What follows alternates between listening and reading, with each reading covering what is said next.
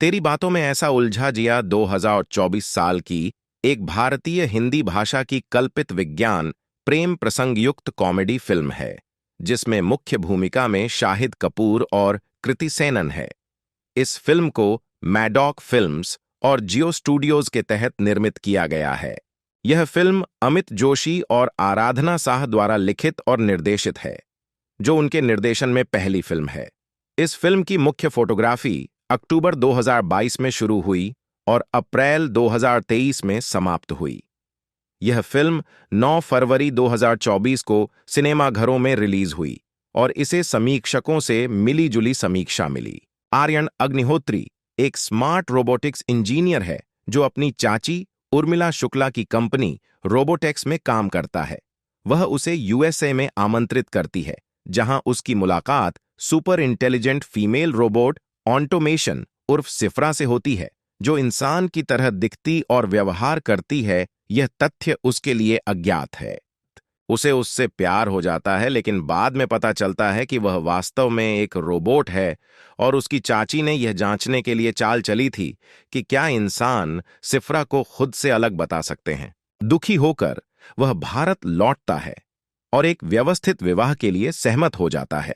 हालांकि जब उसे सिफ्रा के प्रति अपने प्यार का एहसास होता है, तो वह सगाई समारोह से बाहर निकलने का फैसला करता है और उसके दादा उसे पकड़ लेते हैं, जो उसे अपने दिल की बात सुनने का सुझाव देते हैं और उसे आश्वासन देते हैं कि वह उसकी अनुपस्थिति में परिवार को संभालेगा। आर्यन चाहता है कि सिफ्रा भारत में रहे ताकि वह उसे अपने परिवार से मिलवा सके। वह अपनी चाची को फोन करके पारंपरिक भारतीय परिवार के खिलाफ आगे के परीक्षण के लिए उसे भारत भेजने के लिए कहता है।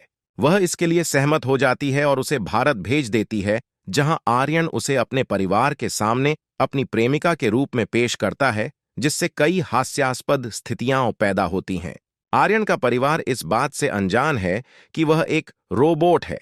उनकी शादी के लिए सहमत हो गया। अपनी शादी से पहले वह एक वायरस से युक्त एक दोषपूर्ण अपडेट इंस्टॉल करती है, जो उसकी याददाश्त को खराब कर देता है और उसे सब कुछ भूलने का कारण बनता है। आर्यन अपनी चाची को मदद मांगने के लिए बुलाता है और वह उसे एक मेमोरी बैकअप भेजती है, जिसे आर्यन इंस्टॉल करता है, जिससे वह सफलतापूर्वक अपनी मेमोरी वापस पा लेती है। उर्मिला, जो आर्यन के उससे शादी करने के इरादे से अनजान थी, सच्चाई जानने के बाद उसके खिलाफ है और उसे वापस करने का आदेश देती है, क्योंकि वह उसकी कंपनी की आईपी है। वह एक भावनात्मक बातचीत के बाद अपनी चाची को समझाने में कामयाब हो जाता है, जो उसे अपने पास रखने के लिए राजी हो जाती है। उनकी शादी के दिन जब सिफ्रा खुद को चार्ज कर रही थी, तब ब्लैकआउट हो गया, जिससे उसमें खराबी आ गई। उसकी वाणी विकृत हो जाती है और उसकी हरकतें गड़बड़ाने लगती हैं, जबकि वह उसे पहले दिए गए आदेशों का पालन करती है, जिन्हें वापस ले लिया गया था। उनमें से एक था दिल्ली में आग लगाना।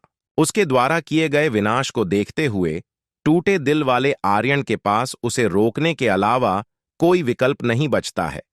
अंततः उसके चेहरे को तलवार से काट दिया जाता है, जिससे उसकी आंतरिक तकनीकी कार्यप्रणाली का पता चलता है और उसे एहसास होता है कि भले ही वह इंसान दिखती है, लेकिन वह ऐसा कर सकती है।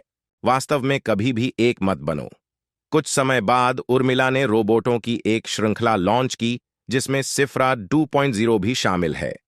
नई सिफ्रा में उसकी मेमोरी और सेटिंग्स फॉर्मेट हो गई हैं और आर्यन अब उसका एडमिन नहीं है।